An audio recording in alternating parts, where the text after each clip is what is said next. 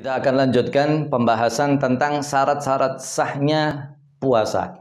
Artinya jika sudah terpenuhi syarat-syarat ini yang kita akan sebutkan, maka puasanya dianggap sah.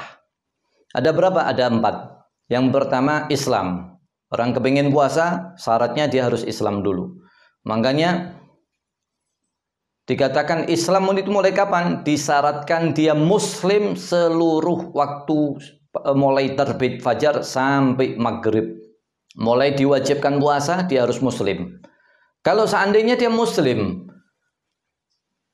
dia puasa, falau irtadda lahdatan. Kalau seandainya dia murtad sebentar aja, siang hari dia murtad, ya, dia murtad kemudian kembali lagi, maka puasa yang hari itu dianggap batal. Karena kenapa? Disyaratkan harus muslim secara keseluruhan mengerjakan puasanya. Kemudian yang 2, berakal. Makanya orang ingin berpuasa, maka dia harus berakal. Seluruh waktunya juga sama. Kalau seandainya gila, ya, ketika tengah-tengah hari kemudian dia gila walaupun sebentar, maka dianggap batal puasa yang dia kerjakan hari itu. Yang ketiga, syarat sahnya puasa adalah bersih, seorang wanita bersih daripada haid dan nifas.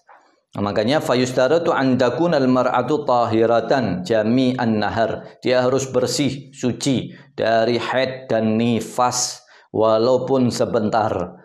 Yang keempat, daripada hendaknya dia mengetahui bahwasannya ini adalah bulan diterimanya untuk puasa Ramadan.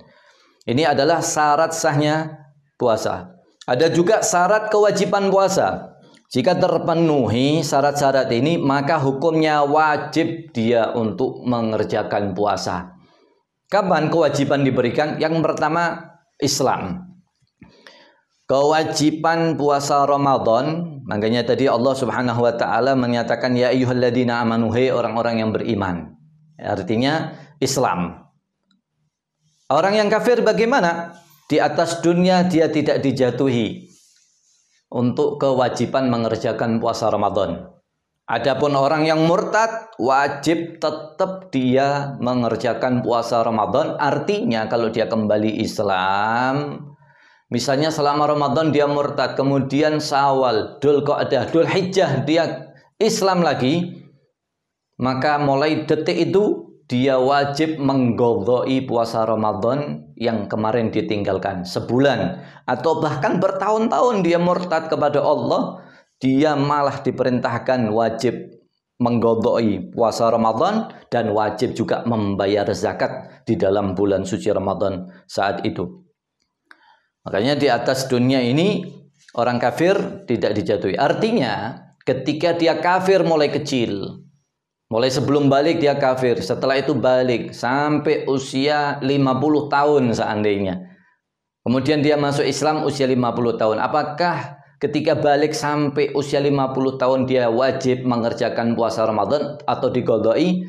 Kalau dia kafir mulai kecil, maka tidak ada kewajiban untuk mengqadha'i. Berbeda dengan murtad.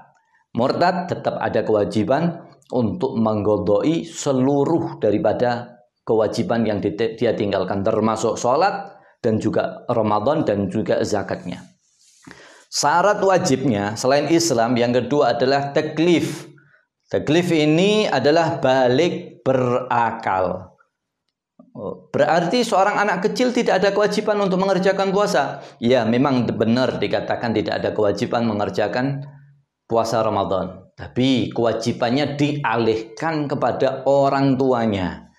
Dialihkan bagaimana? Ammas sabi fayajibu ala wali amrihi an ya'murahu bis-shaum li 7 sinina. Orang tuanya wajib memberikan pendidikan kepada anaknya ketika usia 7 tahun. Hukumnya wajib bagi orang tua. Ayo nak, sekarang puasa Ramadan, belajar puasa Ramadan. Umur 7 tahun, orang tuanya yang wajib ngasih tahu. Anak-anak kecilnya wajib nggak ngerjain puasa? Tidak ada kewajiban. Kalau tidak ada kewajiban, jangan dipaksa ketika nggak kuat. Tapi orang tuanya, ayo besok Ramadan, diajak sahur. Kemudian ketika jam 12 siang, anak kecilnya nggak kuat. Pak, saya tidak kuat untuk lanjut sampai maghrib. Jangan dipaksa. Nah, artinya ketika zuhur dia boleh, yang penting orang tuanya wajib. Umur 10 tahun bagaimana? Tetap orang tuanya wajib memberitahu, tapi ditambahin dengan adanya sebuah pukulan. Dipukul bukan berarti sampai membuat anak kecil sampai berdarah-darah, tidak. Sekiranya ketakutan, anak kecil takut, oleh karena itu kewajiban, makanya syarat wajibnya adalah orang yang balik dan juga berakal. Orang gila mau puasa nggak sah, ya, karena dikatakan balik dan juga berakal. Yang ketiga adalah mampu. Di sini dikatakan mampu adalah secara hissi dan juga secara syariat. Maksudnya bagaimana secara hissi? Tidak ada kewajiban untuk secara hissi adalah seorang udah tua atau sudah tua, dia ingin tidak mampu untuk mengerjakan puasa Ramadan, maka di situ sudah dikatakan boleh tidak mengerjakan puasa. Yang kedua adalah seorang yang sakit. Sakitnya bagaimana? Sakit yang tidak ada harapan untuk sembuh dari penyakitnya. Maka diizinkan oleh secara syariat, oh ini kategori orang yang nggak mampu mengerjakan puasa Ramadan.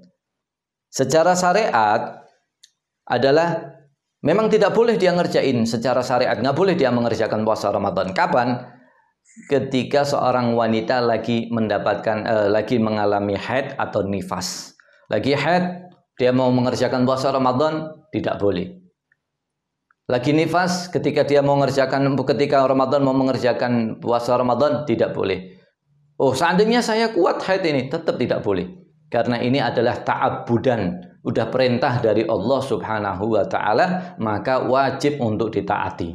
Ada kalanya yang menyatakan kenapa haid tidak boleh berpuasa? Karena puasa itu sesuatu yang lemah, kondisinya masih lemah, tidak ada asupan makanan atau minuman. Haid juga mengeluarkan darah sehingga posisi tubuhnya juga lemah. Sehingga kalau ketemu digabungkan puasa dan haid lemah, maka akan terjadi ketidakmampuan mengerjakan tersebut. Yang keempat adalah sehat. Maka jika orang yang sakit, maka tidak diwajibkan untuk mengerjakan puasa. Wallahu a'lam.